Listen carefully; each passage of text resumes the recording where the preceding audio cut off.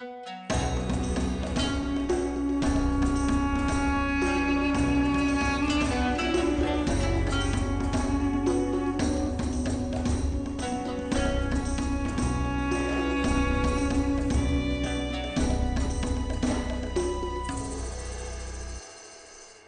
gamers, this is Liz Davidson from Beyond Solitaire, and I'm here with a preview of an upcoming game from Salt and Pepper Games called Witchcraft. And this game is designed by David Thompson, Roger Tankersley, and Trevor Benjamin. And they are the same design trio that's behind another game that I really enjoyed from the same publisher called Resist. Mechanically, I would say this game is sort of a follow-up to Resist that builds on it in some ways. So if you've already played that game, then a lot of this is going to look familiar. But I'm also going to give an overview as if you haven't. Just some disclosures before we get started. I do not do paid previews. This is a preview that I'm doing because I like doing previews for David Thompson. He and I are close personal friends, and we are designing a game of our own together. And the other reason I always take previews from David, to be honest with you, is that he and his co-designers, hopefully including me in the near future, tend to have finished games even before they go out to be crowdfunded. So the rules for this game are essentially complete. As you can see, this is real art. This game is fully cooked already. And even though there might be some minor changes that take place between now and publication, we're not dealing with something where massive development still needs to take place. But this is a setup for Witchcraft, and essentially this is a game in which you are playing a deck of witches who are fighting against actual supernatural evil that is threatening the town. However, you are not necessarily going to be believed by the people of the town that your magic is good, while other magic out there is bad. And inevitably, that means there are going to be witch trials. So your goal in this game is to persuade each of these jurors that witchcraft is not so bad after all, and that you are a trustworthy and valuable member of the community. In order to persuade them, you have to bump their persuasion meters up to a degree that is actually not fully specified, and we don't actually know because these are their conviction cards and they're face down. There are going to be things that we can do throughout the game to kind of see what's under there, but we've got some kind of number to overcome, and it could be fairly low, or it could be pretty high. So the conviction card values range as high as 6, although the average of 2 cards is going to be about 7. So 7 is your working persuasion number, but you really don't know. You can have somebody who's super tough to persuade, or somebody who is totally willing to trust you, which is a bit of a pushover, which we like those. We like those jurors. So in order to please the jurors, your job is to come over here and complete these missions. So these are missions that are decided by the jurors that you draw. So as you can see, there are symbols in the top right-hand corner of each of these cards. They're going to match the symbols on the mission cards that form our mission deck for this particular game. So you're going to see different missions depending on what combination of jurors you have. They also impact some of the challenge cards. So there's a base deck of challenge cards that appear in every game. There are also a few extras for each of the jurors that, again, are marked by their specific symbol. And what's going to happen is that we're trying to overcome these mission values with the number on our witch cards, which we're about to look at.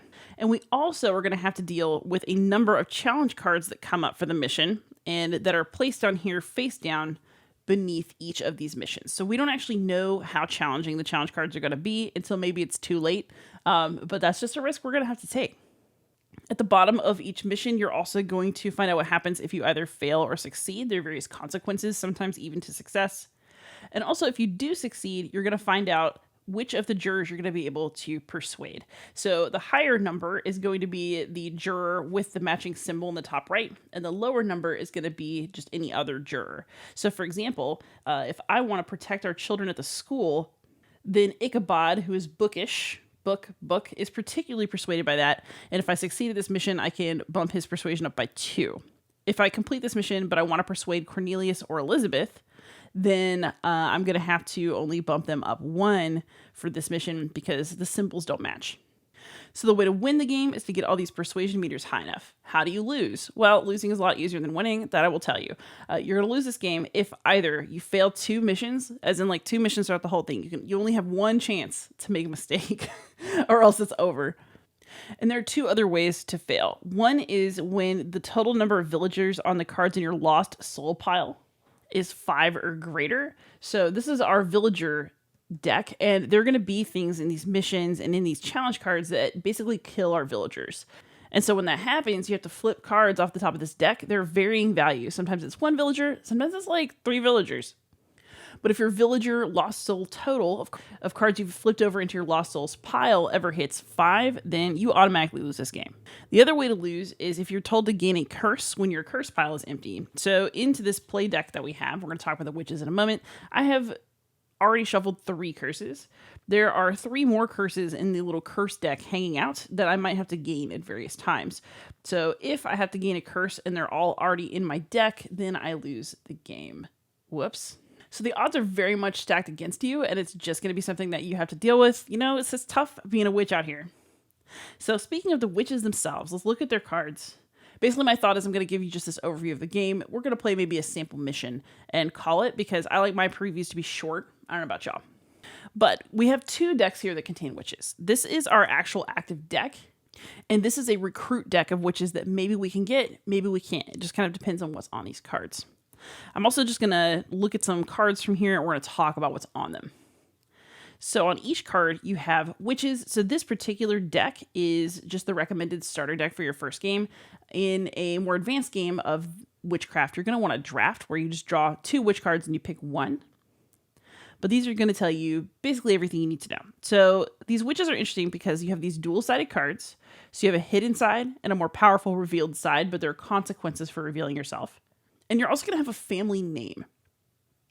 So one thing that's kind of interesting about this game is that a lot of the witch cards are connected because they're from the same family, and they're going to get mutually reinforcing abilities if they're in your hand together because they're in the same family. So part of your drafting might be, oh, I want a bunch of witches from the Kent family, or oh, I want a bunch of witches from the Miller family. And you know, you might deliberately go for those combos so you have some good synergy in your deck.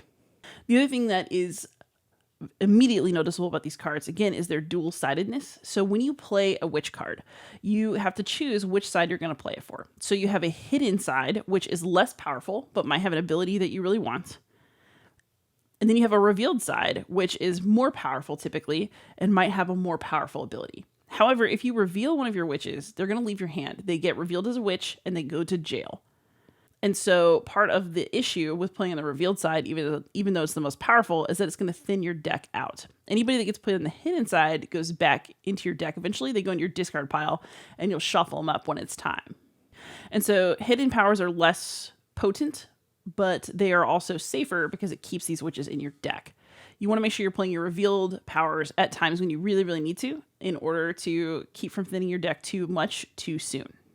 One thing that's also interesting is these families have different kinds of powers that influence different things. So Catherine Kent here does things that have to do with the curse pile, whereas there are other witches that are going to do things like let you look at conviction cards or let you remove challenge cards or peek at or manipulate them in some way. And so you're also going to be drafting for the different skills that are going to let you get where you need to go in the game. So let's just go ahead and play 1 mission, and then we'll call it. And basically, we're going to draw a hand of 5 cards. 1, 2, that's a curse. 3, 4, oh no, another curse. 5. So basically what's happening to me here is I'm already kind of in trouble because these 2 curses are unplayable. They serve to clog up your hand, which is why you don't want a bunch of curses from the curse pile to make it into your hand. So we're just going to set these down for now. And then I have these witches. So if I play them strictly for their hidden side, I can only generate 4 power, which is enough to overcome some of these missions, like 4, 4, 3. However, it's not going to be that easy because you can see these challenge cards down here ready to get in my way and make things hard. Sometimes you can't even beat a mission if there's a challenge card that's guarding it, and I just don't know what's under here. So I'm going to have some kind of weird issues trying to make it through this first hand. So the first thing I'm allowed to do is play witches. So I don't actually have to choose my mission yet. I have the option to play some of these witches for their powers first. So let's see if they have any powers that are going to help me. So we've got Gwen Hayes. On her hidden side, it says, choose a mission for each Hayes, including Gwen in play, discard a face-up challenge, and replace it with the top card of the challenge deck. So this will let me get rid of some challenges that were face-up if I had any that were. For the revealed side, it says, move 1 or 2 face-up challenges from one mission to another mission with fewer than 8 challenges. So challenges can really pile up. As you might have noticed, this game's a bit of a table hog, but this again will let you manipulate those challenges if they're face-up, which none of them currently are. Although I will get to choose a mission and then maybe play this after the mission is chosen. We've got Catherine Kent, who we just saw. For each Kent, including Catherine in play, you can discard 1 curse from your hand to the Coven discard pile and then draw a card from the Coven deck to replace it. That sounds like a great idea because I'm feeling super low right now on good witches to play. And then if she's revealed, it's +1 power for each curse in the curse pile. So right now, if I play her on her revealed side, then she is worth 1, 2, 3, 4, 5, 6 power, which is nothing to sniff at. So I can either try to get a better witch card and win that way, or I can reveal her and get her kind of at max power before some of these curses start making it back into my deck. And then we've also got Mercy Lily. So on hidden, she's 2. She doesn't do anything. On revealed, for each Lily, including Mercy in play, I can draw 1 card from the recruit deck. Choose 1 to place in your hand and shuffle the others back into the recruit deck. So basically, I can replace her with another witch by revealing her. But it also makes her power go down a little bit. All right, so now I have to decide what to do. I have 2 different play witches phases. So I think what I might do is I could go ahead and play Catherine and discard one of these curses and try to get somebody else out of the deck. But actually, I think I'm just going to go for broke and play her for her revealed side just to demo how that works. So I'm not going to play any of my witches in this first phase. I'm just putting these to the side. Now I'm going to choose my mission. And so that means that I am going to have to pick a mission, do my best, and look at the challenge situation I end up with. So now it's a question of which mission will I choose. I can try to protect our children at the school, which I personally feel attached to as a mission. And if I succeed, I can discard 1 challenge from another mission, which is pretty cool. I can choose to investigate strange noises at the mayor's house. That will let me draw a conviction card and add it face down to Elizabeth if I fail. Oh God. Yeah, we don't need to fail this mission. That's bad. It's the easiest one to beat, except that we don't know what's in here. Ugh. And then over here, if we fail, investigate strange lights at the church, then I have to search the villager's deck for the 0 card and remove it from the game and then shuffle the deck. So there is 1 villager card that's a 0, and that's good. You want that. So this makes it riskier to lose villagers if I fail. At the same time, it's got fewer challenge cards, so maybe it's a little easier to beat. I don't know. I think I'm just going to go for protect our children at the school because everybody wants to protect children at the school, right? This is my natural inclination. I can't help myself. All right, so here's what I'm going to do. I've chosen this mission for better or for worse. I could fail it. This could be really bad. We're going to flip these over. Great. Oh, so charming. So many nice little possessed enemies. Oh, God. Plague rats. And duendes. So this is really bad, actually, because I got some really nasty challenge cards in here. Oh, Lord. All right, so here's the thing. The challenge cards are basically here to make it harder for me to defeat the mission, but I have to defeat the mission because if I fail 2 of them, then I'm going to lose the game. So for me, what this is really about is how many of these things can I defeat while also taking the mission down. And there are consequences to everything that I do. So, for example, if I fail this one, I will decrease the persuasion of all jurors by 1, but it's got a 4 value, which is as much as the mission. Plague rats, if I fail it, I lose a villager's card. So that's rough. And both of these possessed are related to different jurors. So for success, I get to uncover one of Elizabeth's conviction cards, which would be cool. But if I fail, I have to decrease her persuasion by 1. And this one does the same thing, but for Cornelius. And they have these pretty pricey values up in the top left corner. So what am I going to do? All right, well, I've already decided. I'm going to play Catherine on her revealed side.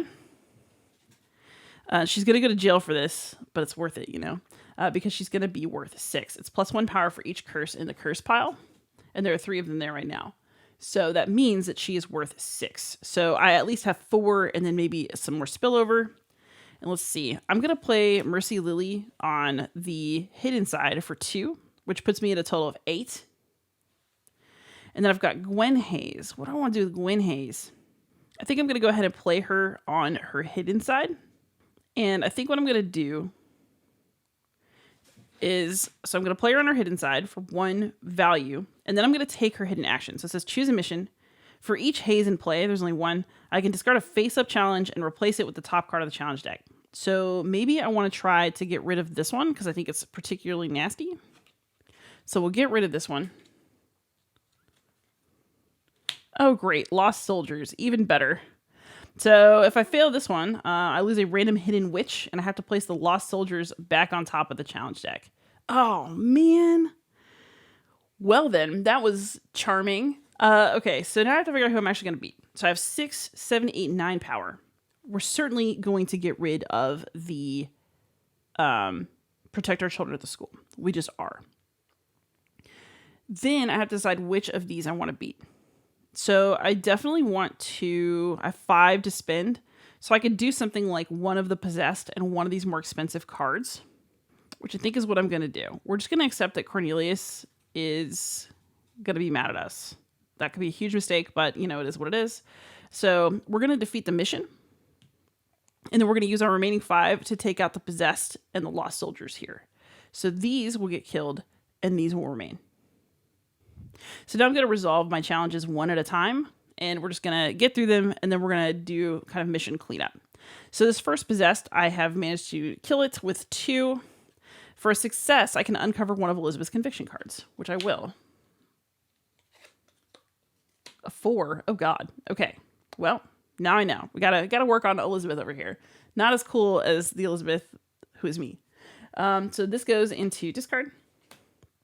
And then we've also got lost soldiers. We didn't fail them, and that was the main thing.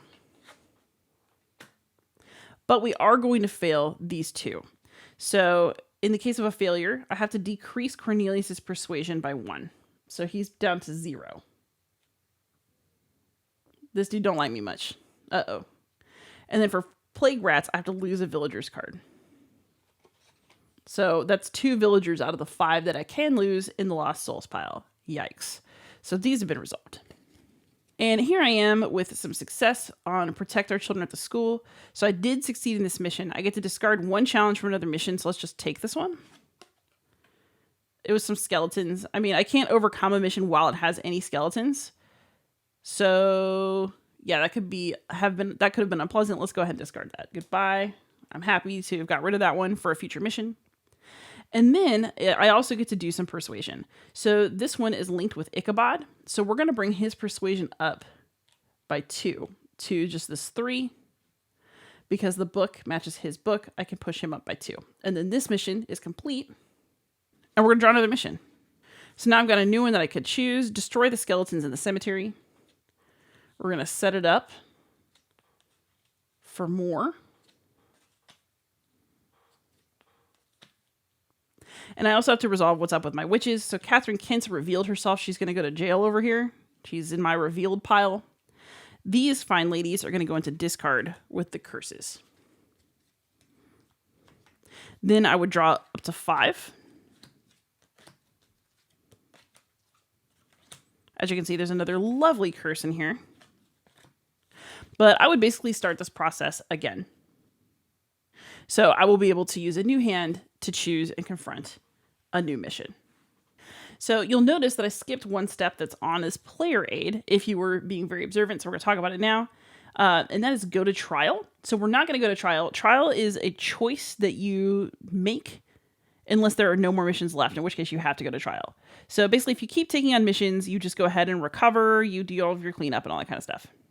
If you do go to trial, basically that's going to involve uncovering all of these conviction cards and seeing if we've managed to persuade the jurors if we witches are not so bad after all.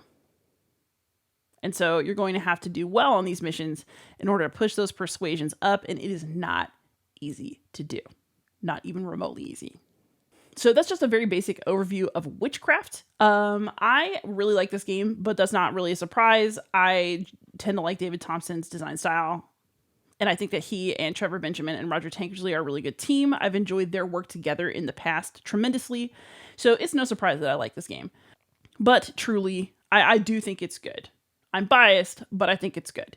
For those of you who've played Resist, you're going to notice this is basically the same game as Resist, except that it's got a different theme. And we have this entire jury persuasion trial thing going on, and then the fun links between witch family members.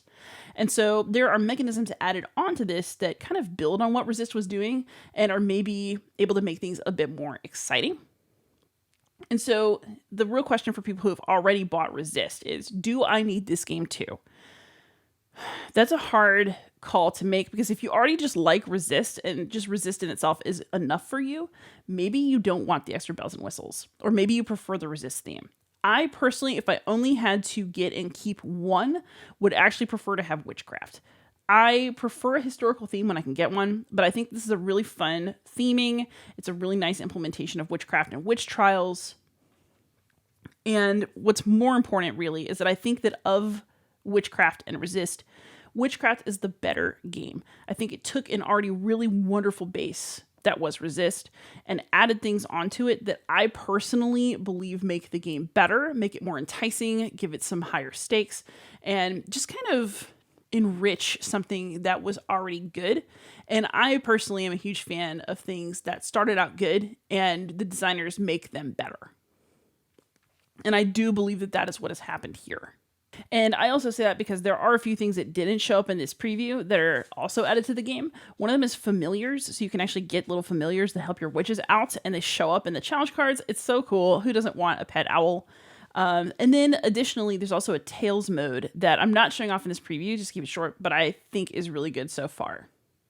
And so if you haven't picked up Resist and this one's the one that's calling to you, I actually think this is the better game. If you already have Resist and you're wondering if this is worth getting, that's a personal decision. I do think this is the better game. So if you want to try them both and choose to trade one, I could see you doing that. If you want to wait until somebody has a copy of Witchcraft and then compare it with Resist, I think that would be understandable as well. They are similar enough that you can like feel their genetic commonalities. It's just that I think that Witchcraft builds on a model that was already good. So that is Witchcraft. That is my preview. Hopefully this is helpful for you as you make decisions about whether this is a game of interest for you.